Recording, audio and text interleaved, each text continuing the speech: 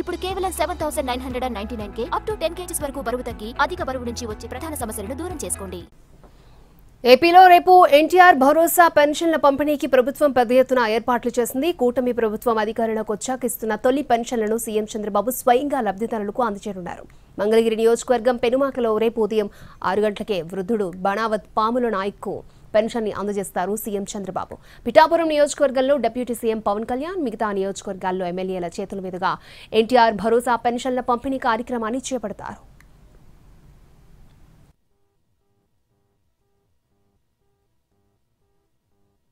CM Chandrababu రాక నేపథ్యంలో పెనుమాకలో భారీ ఏర్పాట్లు చేస్తున్నారు అధికారులు. మరిన్ని వివరాలను మా ప్రతినిధి పిఎంఆర్ చంద్రశేఖర్ అందిస్తారు.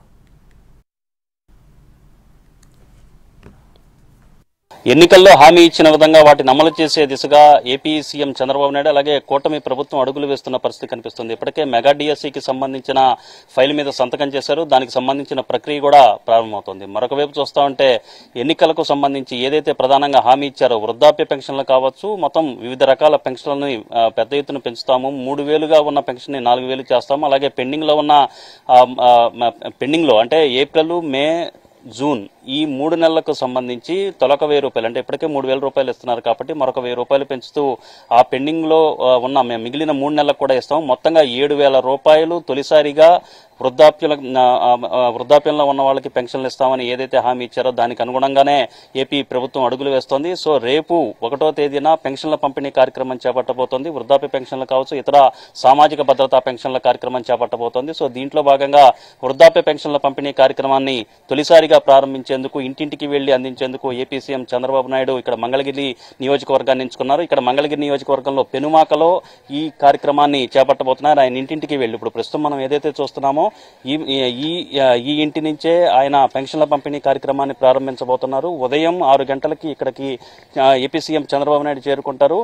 ఇక్కడి నుంచి ఈ పెన్షన్ల పంపిణీ కార్యక్రమాన్ని చేపట్టి ఎవరైతే ఇక్కడ ఇద్దరికి పెన్షన్దారులు ఉన్నారు, సో ఆ పెన్షన్దారులు ఎవరైతే ఉన్నారో వాళ్ళకి పెన్షన్లని అందజేస్తారు. ఒక వృద్ధాప్య పెన్షన్, అలాగే ఒంటరి మహిళా పెన్షన్. మొత్తం ప్రస్తుతానికి చూస్తామంటే 3,000 రూపాయలు వస్తున్నాయి. సో దాన్ని 4,000 రూపాయల వరకు 4,000 రూపాయలు ఇస్తున్నారు. సో గతంలో 3 నెలలకు సంబంధించి నెలకి 1,000 రూపాయలు చొప్పున 7,000 రూపాయలు అందించే కార్యక్రమాన్ని చేపడుతున్నారు. దీంట్లో భాగంగా ఇక్కడ ఏపీ సీఎం చంద్రబాబు నాయుడు ఇక్కడ మనకి కనిపిస్తున్న వాళ్ళకి పెన్షన్ పంపిణీ చేస్తామంటే, అలాగే పిఠాపురంలో డిప్యూటీ సీఎం పవన్ కళ్యాణ్ ఆయన పిఠాపురంలో పెన్షన్ల పంపిణీ కార్యక్రమాన్ని ప్రారంభిస్తారు. సో అతిపెద్ద కార్యక్రమంగానే ఏపీ ప్రభుత్వం, టీడీపీ కూటమి ప్రభుత్వం దీన్ని భావిస్తున్న నేపథ్యంలో పూర్తి స్థాయిలో దీనికి సంబంధించిన నిధుల విడుదల విషయంలో కూడా చాలా జాగ్రత్తలు తీసుకుంది. మొత్తంగా 65,18,496 మంది పెన్షన్దారులు ఉంటే ఈ పెన్షన్దారులందరికీ గాను 4,400 కోట్లు ఈ నెలలో పంపిణీ చేసేందుకు ఇప్పటికే నిధులు విడుదల చేసిన పరిస్థితి. ఒకవైపు ఆర్థిక పరిస్థితి కొంచెం కష్టంగా ఉన్నప్పటికీ ఇచ్చిన హామీని నిలబెట్టుకునే ప్రక్రియలో భాగంగా ఈ పెన్షన్ల పంపిణీ కార్యక్రమాన్ని నిరాటంకంగా సాగించేందుకు ఆర్థిక శాఖ అధికారులకు అన్ని రకాల ఆదేశాలు జారీ చేసిన పరిస్థితులు కనిపిస్తున్నాయి. సో 4,400 కోట్లు ఇప్పటికే విడుదల చేశారు.